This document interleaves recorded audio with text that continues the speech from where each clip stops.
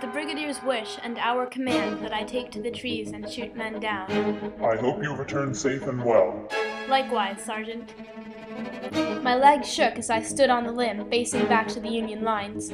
They were exhausted, and this was what had defeated us again and again, I thought. I slowly extended the rifle. I sighted through the scope. I squeezed away, and he went down before I could see into his eyes. I heard my shot strike, and they were clean kills, I think. They dropped like dead men. He was slight and young, but unafraid. He was angry at me. He was raging, but he was also respectful. He stood and bled and shook. You murdered me. I murdered them so far. I haven't even aimed at you. You're the one who put this in me. I didn't know. I was just firing. For just firing, you did plenty of harm. I just wanted you to think, one time, you might die. Have the goodness, the cordial generosity, the sisterly affection, I beg you, ma'am, to leave me be. Have the decency to reward my efforts and the surgeon's with your silence and your courage. It is my choice to live or die. You could kill me. You could easily— Yes. In Florence, they are, I suppose you would say, the last crop of slavery. They were intended as slaves, and now there's no legitimate market. They will be kept there and used. Dark skin is the color of money. I'm a member of a group, the Freedmen's Bureau. We are most of us colored. We are determined to rescue these children. Can you help me, Bill? Is there a profit in it? Their lives will be difficult, but they will eat as they need to and be free as they come of age. So yes, a commission for a trader. And you, will be serving me. You're a watchful man, Mr. Bartholomew. No, won't you call me Billy? Call me Herman. An honor. And likewise, but may I ask you, Billy, about your face? Exactly that, yes. Was it the war?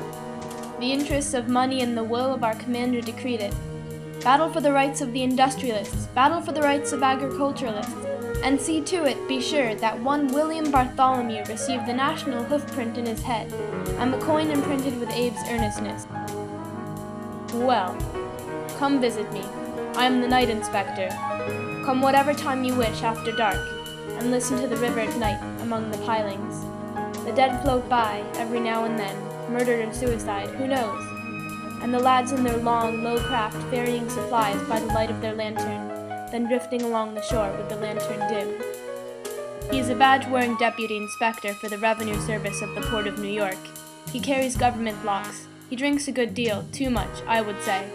His relations with his family strike me as tense, to say the best of it. Now, of course, with his son dead, who knows? It seemed to me that he addressed my face, my mask upon my face, as he rode backward into the mist. You have the money I sent. You understand the errand? This is not a gentleman's tour of darkest New York. I mean no humor. I want them to understand what it is to be poor and black, and to struggle for life in the city. I do not mean to entertain them. Yes, sir. What is Gui? They call me a name for my tinted mask? Ghost, you say. I am a ghost to them? Look like a ghost. White face of spirit. You plenty alive, they know. You know I am more than this mask. Sure, they are young, small people. I can imagine how my face, my mask, appeared to him. I was a living haunt. I was a fright. I was unreadable. It is not about slavery, Sam.